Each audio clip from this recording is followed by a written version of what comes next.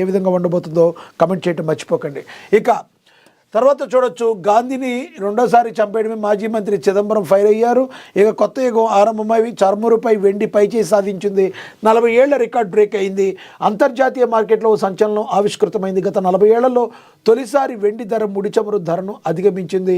ప్రస్తుతం అంతర్జాతీయ వెండి ధర ఒక ఔన్స్కు $63.06 ఉంది. మరోవైపు ముడి చమురు ధర ఒక బ్యారెల్ $56.19 వద్ద ట్రేడ్ అవుతుంది. ముడి చమురు కంటే వెండి దాదాపుగా $6 ప్రీమియంతో ఉండడం గమనార్హం.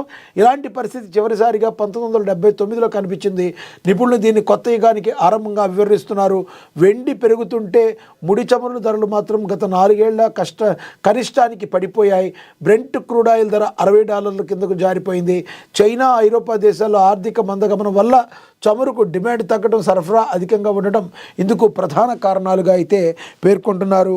మరి బంగారం, వెండి అనేవి మనందరికీ కూడా తెలుసు, భారతీయులకు ఎంతో ప్రీతిపాత్రమైనవి.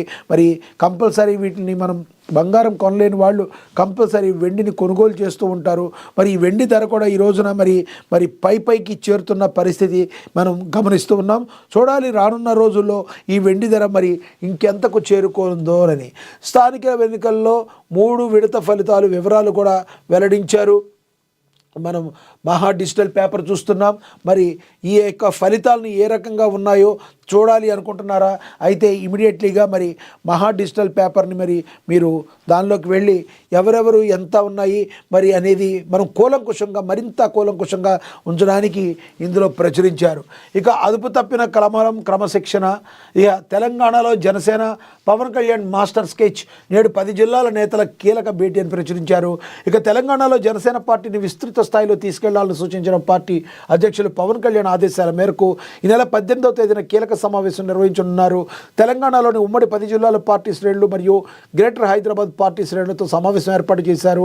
నియోజకవర్గ ఇన్ఛార్జీలు, పీఓసీ సభ్యులు, వివిధ పదవుల్లో కీలక నాయకులు, వీర మహిళలు, క్రియాశీలక వాలంటీర్లు, వారి నియోజకవర్గాల నుండి పార్టీ శ్రేణులందరూ పాల్గొనేలా బాధ్యత తీసుకుని విస్తృత స్థాయి సమావేశాన్ని విజయకేతనం చేయాలని రాష్ట్ర నాయకత్వం ప్రకటన విడుదల చేసింది.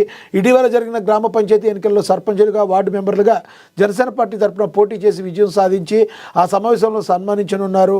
రాబోయే ఎంపీటీసీ, జడ్పీటీసీ ఎన్నికల్లో పోటీ చేయాలని భావించిన అభ్యర్థులు ఈ సమావేశంలో పేర్లు నమోదు చేసుకోవాలని సూచనలు చేశారు.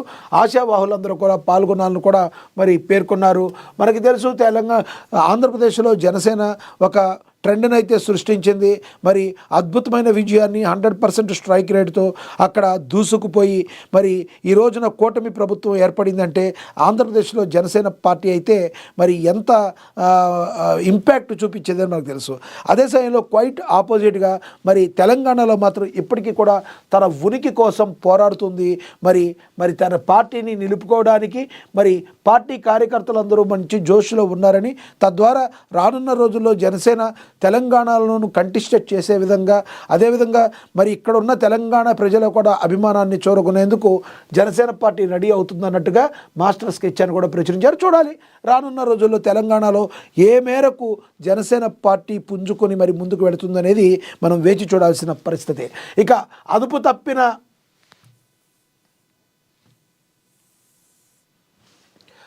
తప్పిన కమలం క్రమశిక్షణ.